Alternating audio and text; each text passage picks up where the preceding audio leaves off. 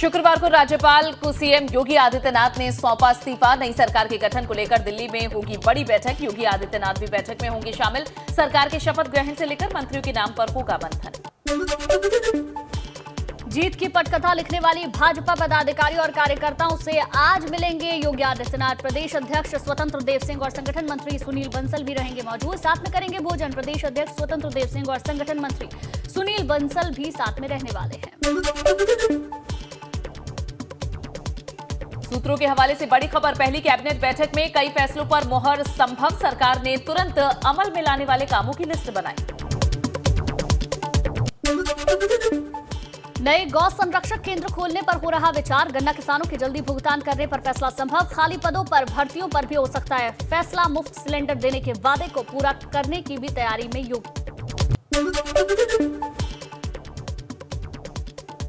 चुनाव में मिली हार के बाद मायावती का बड़ा एक्शन। किसी भी टीवी कार्यक्रम में पार्टी प्रवक्ताओं को जाने पर लगाई है रोक। मायावती ने लिखा कि मीडिया ने अम्बेडकरवादी बसपा मूवमेंट को नुकसान पहुंचाया। पार्टी प्रवक्ताओं को नई जिम्मेदारी दी जाएगी। मायावती ने ट्वीट कर दी ये जानकारी।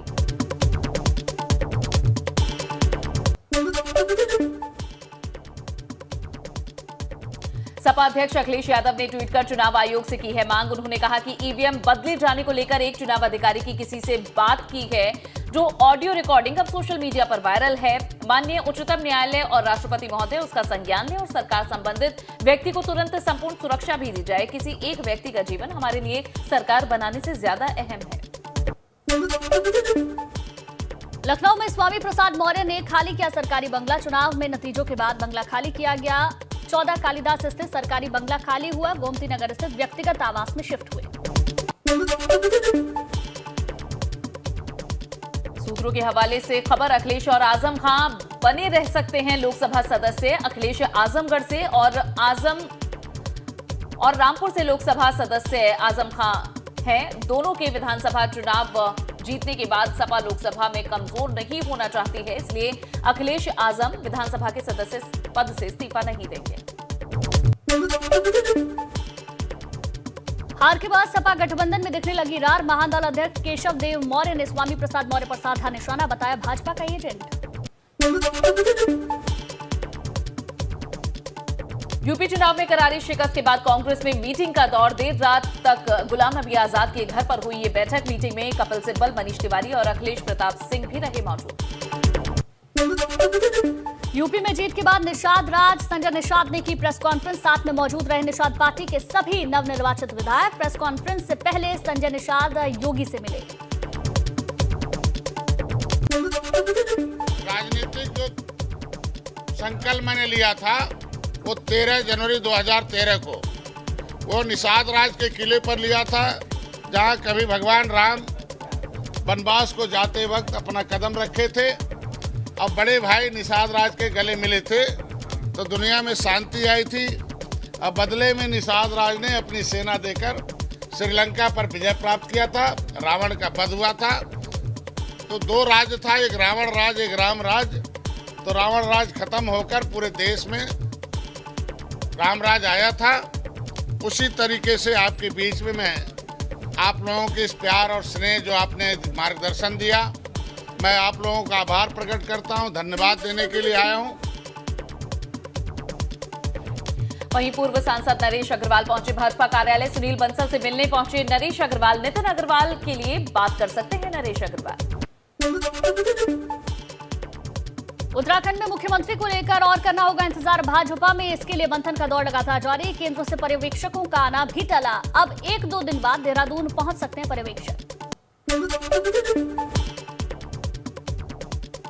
शुक्रवार को सीएम धामी ने राज्यपाल से मुलाकात कर अपना इस्तीफा सौंप दिया। राज्यपाल ने नई सरकार के गठन तक कार्यभार संभालने की दी है जिम्मेदारी। धामी बोले सेवा का ये कालखंड पूरा हुआ। चुनाव में महज 19 सीटों पर ही सिमट कर रह गई कांग्रेस। नेता प्रतिपक्ष प्रीतम सिंह बोले विपक्ष में बैठकर मजबूती के साथ उठाएंगे सूबे की आवाम की आवाज।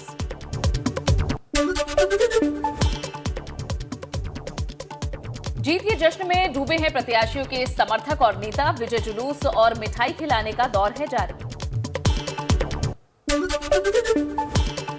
यूपी में भाजपा की जीत के बाद अब यूपी में काबा गाने का हर ओर से जवाब दिया जा रहा है। इसी कड़ी में कानपुर की मेयर प्रमिला पांडे ने सोशल मीडिया पर एक वीडियो शेयर किया जिसमें वो यूपी में काबा गाने का जवाब दे रही है।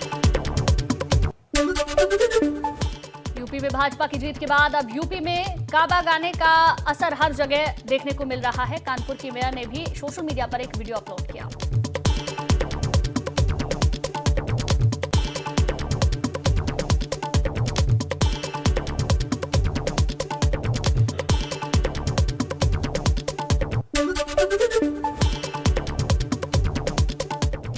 आज मथुरा के नंदगांव में खेली जाएगी विश्व प्रसिद्ध लठमार होली। बरसाने के बाद अगले दिन नंदगांव में होती है ये लठमार होली। आज बरसाने के हुरियारे नंदगांव में गोपियों संग खेलेंगे होली।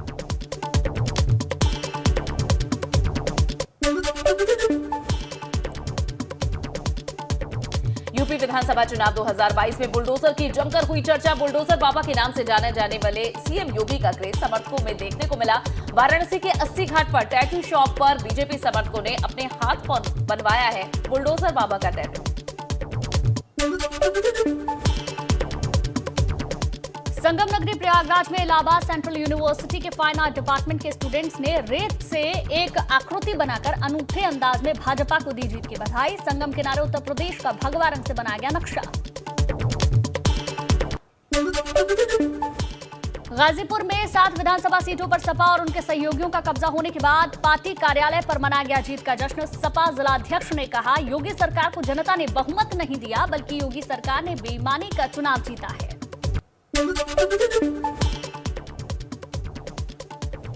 लखनऊ मध्य से चुनाव जीतने के बाद सपा अध्यक्ष अखिलेश यादव ने रविदास मेहरोत्रा से मुलाकात की है। रविदास मेहरोत्रा ने कहा है कि भाजपा ने बड़े पैमाने पर बेईमानी गड़बड़ी का काम किया है। कहा कि फिर देश पर इमरजेंसी का खतरा दिखाई पड़ रहा है। बुलंदशहर में लूट का विरोध करने पर गुड़ व्यापारी प्रदीप अग्रवाल को गोली मारी गई। इलाज के दौरान मौत। गुस्साए व्यापारियों ने बाजार बंद किया।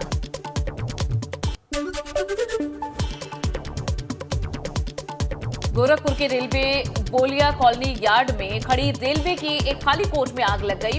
मौके पर पहुंची फायर ब्रिगेड की 4 गाड़ियां आग बुझाने की नाकाम कोशिश के बीच कोच हुआ जलकर खाक। कोई हताहत नहीं। फतेहपुर जिले में गेहूं से लदा ट्रक बना आग का गोला। आग की लपटों को देख मचा हड़कंप। जहानाबाद कस्बे के काजी टोला मोहल्ले के पास ट्रक के इंजन से निकलने लगी आग।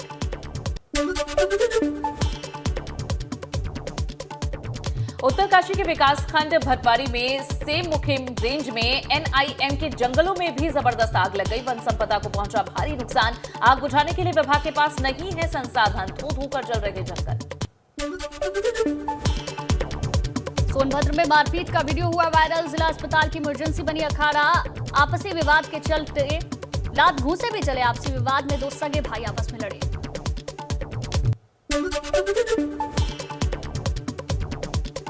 कौशाम्बी के सिराथू में मतगणना के दौरान बवाल करने वाले 400 अज्ञात के खिलाफ पुलिस ने दर्ज कर लिया है मुकदमा। काउंटिंग के दौरान सपा समर्थकों ने किया था बवाल।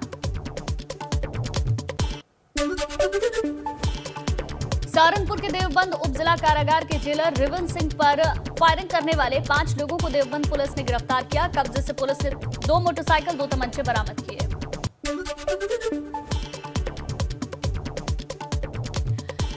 मेरठ कृषि विश्वविद्यालय की टीम पर ताबड़तोड़ फायरिंग हुई है। 8 राउंड चली गोली। टीम को लगी कई गोलियां। हालत गंभीर। अस्पताल में कराया गया भर्ती। बरेली में 5 साल की मासूम बच्ची से रेप विरोध में लोगों ने किया नैनीताल हाईवे जाम। गंभीर हालत में बच्ची एक धार्मिक स्थल के पास मिली थी।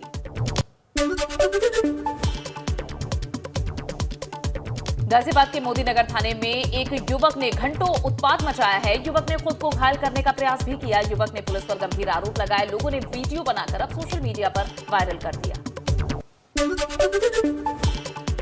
होली में चुनाव में जीत के जश्न को लेकर खपाने के लिए जा रहा हरियाणा की अवैध शराब से भरे टैंकर को फिरोजाबाद पुलिस ने पकड़ा। 15 लाख रुपए की शराब बरामद हुई।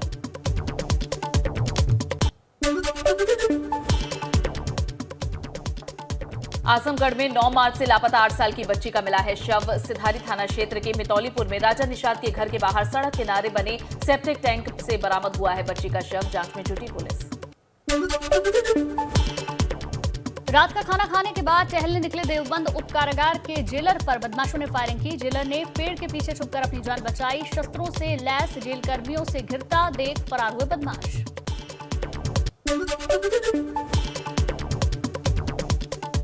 देश के कोरोना केसेस में लगातार गिरावट जारी। 24 घंटे में 3,614 नए केस आए सामने। एक दिन में 89 लोगों की हुई है मौत। पिछले 24 घंटे में 5,185 लोग कोविड-19 से ठीक भी हुए हैं। देश में एक्टिव केसेस की संख्या 40,559। देश में इस वक्त कोरोना एक्टिव केसेस 40,559। अब तक 5 लाख से ज्यादा लोग अपनी जान गंवा चुके हैं। इसके अलावा 4,24,26,328 लोग कोरोना को मात दे चुके हैं।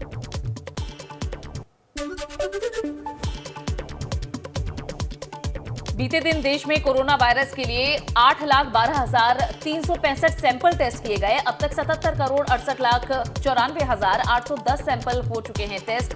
कोरोना वैक्सीनेशन का आंकड़ा हुआ है 179 करोड़ से ज्यादा।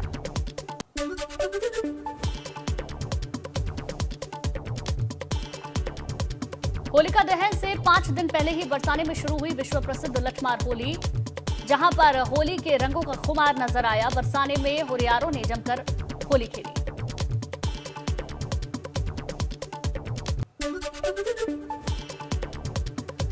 रायबरेली में रेल कोच कर्मचारियों ने अपनी ही एक अधिकारी पर लगाया पक्षपात का आरोप। समय पर प्रमोशन परीक्षा नहीं कराने के खिलाफ लामबंद हुए कर्मचारियों ने किया प्रदर्शन। बड़े आंदोलन की भी चेतावनी दी।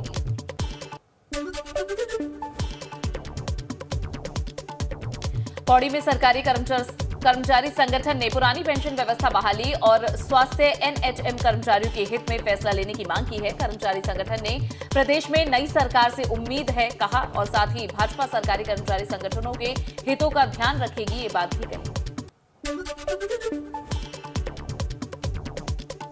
मथुरा के बरसाना में खेली जा रही लठमार होली। होली खेलने की तैयारी में नंदगांव के हुरियारे लगे। बरसों से चली आ रही लठमार होली की परंपरा।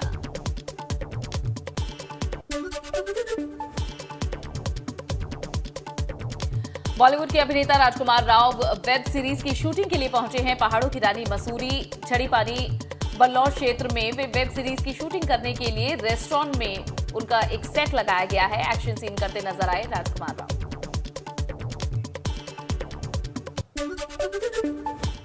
और इसी बीच एक बड़ी खबर मिल रही है उत्तराखंड की सियासत से जुड़ी हुई। अजय भट्ट से मिलने के लिए पहुंचे बीएल संतोष। चुनाव नतीजों को लेकर चर्चा होगी। आगे की रणनीति को लेकर भी चर्चा होगी। भाजपा के संगठन महामंत्री हैं बीएल संतोष। अजय भट्ट केंद्रीय रक्षा राज्य मंत्री के पद पर हैं। दोनों की मुलाकात होगी और मुलाकात में क्या होगा ये बेहद अहम हो जाता है। तो ये बड़ी जानकारी और अविनाश तिवारी हमारे संवाददाता ज्यादा जानकारी देंगे। अविनाश, और क्या अपडेट है इस मामले में? जी देखिए, अगर बात करें जिस तरीके से उत्तराखंड चुनाव के नतीजे आए हैं उसके बाद केंद्रीय रक्षा राज्य मंत्री अजय भट्ट मिलने पहुंचे हैं संगठन महामंत्री बीएल संतोष से। चूंकि अगर बात करें तो अजय भट्ट पहले भी बीजेपी के प्रदेश अध्यक्ष रह चुके हैं और एक बड़ा कद है, नैनीताल से वर्तमान में सांसद है, तो लिहाजा वो भी अपना फीडबैक देने और चुनाव की जो जीत हुई है उसको लेकर के आलाकमान को धन्यवाद देने के लिए पहुंचे और तमाम तरह जो सियासी राजनीति इस वक्त उसको लेकर भी चर्चा की जाएगी। खासतौर से जिस तरीके से उत्तराखंड के अंदर समीकरण उभर गए हैं, समीकरण बन गए हैं, इसको लेकर भी खासतौर से चर्चा की जाएगी क्योंकि सीनियर लीडर जितने भी हैं सभी से बातचीत कर जा रही है। कुछ दिन पहले हमने देखा था कि पूर्व मुख्यमंत्री रमेश पोखरियाल निशंक भी पार्टी के राष्ट्रीय अध्यक्ष से मुलाकात की थी।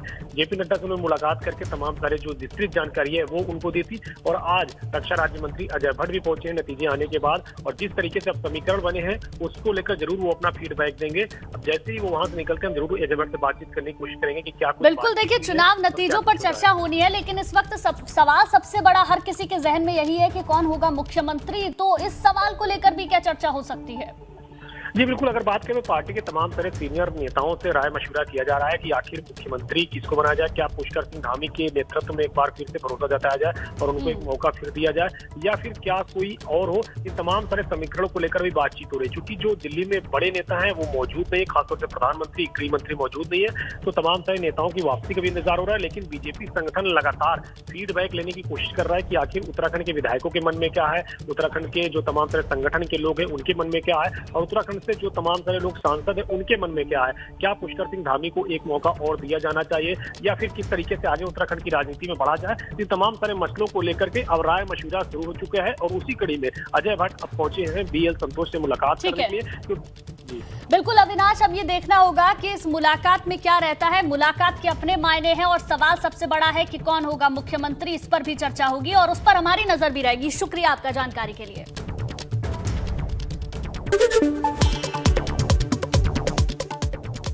4 राज्यों में जीत के बाद गुजरात चुनाव में लगे पीएम मोदी। अहमदाबाद एयरपोर्ट से भाजपा दफ्तर तक पीएम मोदी का मेगा रोड शो के दौरान कार्यकर्ताओं ने लगाए जय श्री राम और भारत माता की जय के नारे। अमेरिका नहीं देगा यूक्रेन को फाइटर्स विमान, कहा जमीन से आसमान में मार करने वाले मिसाइल की जरूरत। यूक्रेन के जमीन आधारित सिस्टम को बताया कारगर।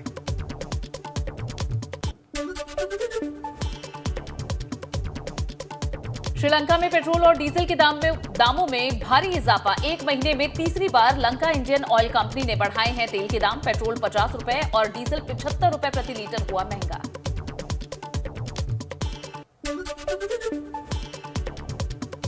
अमेरिकी बिजनेसमैन एलन मस्क 50 साल की उम्र में 7वें बच्चे के पिता बन गए। उनकी दूसरी पत्नी ग्रिम्स दूसरी बार मां बनी है। ग्रिम्स एक पॉपुलर हॉलीवुड सिंगर हैं।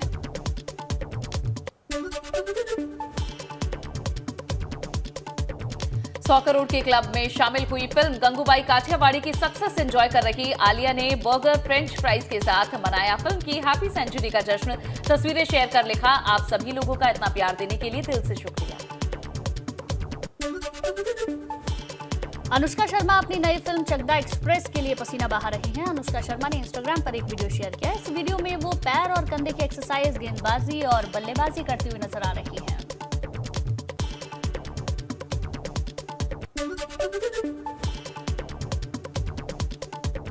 साउथ की पॉपुलर एक्ट्रेस समांथा को इंडस्ट्री में 12 साल पूरे हो गए हैं। समांथा ने अपने सुपरहिट सॉन्ग ओ अंतावा के लिए 5 करोड़ चार्ज किए थे। खबरों के मुताबिक नयनतारा के बाद समांथा साउथ की 2nd हाईएस्ट पेड एक्ट्रेस बन गई। और इसी बीच एक बड़ी खबर मिल रही है, उसका भी रुख कर लेते हैं। उत्तराखंड में मुख्यमंत्री के नाम को लेकर करना होगा अभी और इंतजार। भाजपा में सीएम के चेहरे को लेकर मंथन लगातार जारी है। केंद्रीय पर्यवेक्षकों का देहरादून आना टला है। 2 दिन बाद देहरादून पहुंच सकते हैं पार्टी पर्यवेक्षक। बीजेपी विधानमंडल दल की बैठक भी 2 दिन के लिए टल चुकी है। तो उत्तराखंड में चुनावी नतीजे तो भाजपा के पक्ष में आए हैं, लेकिन अब इंतजार हो रहा है कि कौन मुख्यमंत्री होगा और इसके लिए केंद्रीय पर्यवेक्षक को देहरादून आना था, लेकिन अब 2 दिनों के बाद देहरादून पहुंच सकते हैं पार्टी पर्यवेक्षक। केंद्रीय पर्यवेक्षकों का देहरादून आना फिलहाल के लिए टल गया है। 2 दिनों का और इंतजार करना पड़ सकता है। बीजेपी विधानमंडल दल की बैठक भी अब 2 दिनों के लिए टल गई है। विधायकों की बैठक होगी और इसमें विधानमंडल दल का नेता चुना जाएगा और उसके बाद ही ये साफ हो पाएगा कि मुख्यमंत्री आखिर किसे अब भाजपा बनाती है। आलाकमान में इसे लेकर चर्चाओं का दौर भी चल रहा है और इस बाबत देहरादून पर्यवेक्षकों को पहुंचना था। केंद्रीय पर्यवेक्षकों की टीम है छोटी जिसे आना था, लेकिन फिलहाल 2 दिन के लिए ये दौरा टला है। और पंकज राणा हमारे सहयोगी ज्यादा जानकारी के साथ फोन लाइन पे जुड़ गए हैं। पंकज, अभी 2 दिन का और इंतजार करना होगा। मुख्यमंत्री का चेहरा कौन होगा इसके लिए? बिल्कुल, देखिए अभी क्योंकि जिस तरह से खबरें आई थी कि पर्यवेक्षक देहरादून पहुंचने वाले हैं, तो फिलहाल अभी पर्यवेक्षक देहरादून नहीं आ रहे हैं। और क्योंकि दिल्ली के जो बड़े नेता हैं वो अलग अलग जगहों पर दूसरे कार्यक्रमों में व्यस्त है, तो ऐसा माना जा रहा है कि फिलहाल ये 2-3 दिन के लिए अभी टल गया है और सोमवार तक संभवतः वो पर्यवेक्षक यहाँ आएंगे। उसके बाद आगे की प्रक्रिया शुरू होगी। इस तरह से पार्टी सूत्रों का कहना है कि ये जो प्रक्रिया है फिलहाल अभी कुछ दिन के लिए टाल दी गई है। विधानमंडल दल की बैठक भी जैसे कहा जा रहा था कि रविवार तक हो सकेगी, लेकिन फिलहाल विधानमंडल दल की बैठक भी इसीलिए आगे को बढ़ाई गई है कि पर्यवेक्षक नहीं आ रहे हैं। तो अभी मुख्यमंत्री चयन की जो प्रक्रिया है वो थोड़ी टल गई है, लेकिन बीजेपी के जो बड़े लीडर्स हैं वो अलग अलग मंथन में डटे हुए हैं। कैलाश विजयवर्गीय जो देहरादून थे वो भी यहाँ से दिल्ली के लिए चले गए हैं। जो चुनाव प्रभारी बनाए गए थे वो भी प्रहलाद जोशी दिल्ली चले गए हैं। तो दिल्ली में बैठकर इसमें एक अंतिम मंथन किया जाना है। उसके बाद जो भी प्रक्रिया पार्टी पार्लियामेंट्री बोर्ड की होती है बीजेपी की, और उसके अलावा जो प्रक्रियाएं भाजपा की होती है, उसके बाद ये आगे की जो प्रक्रिया है सीएम चयन को लेकर वो की जाएगी। फिलहाल कह सकते हैं कि अभी कुछ दिन 1-2 दिन और इंतजार करना होगा नए सीएम उत्तराखंड में कौन होगा। जी ठीक, बिल्कुल, बहुत बहुत शुक्रिया इस पूरी जानकारी के लिए।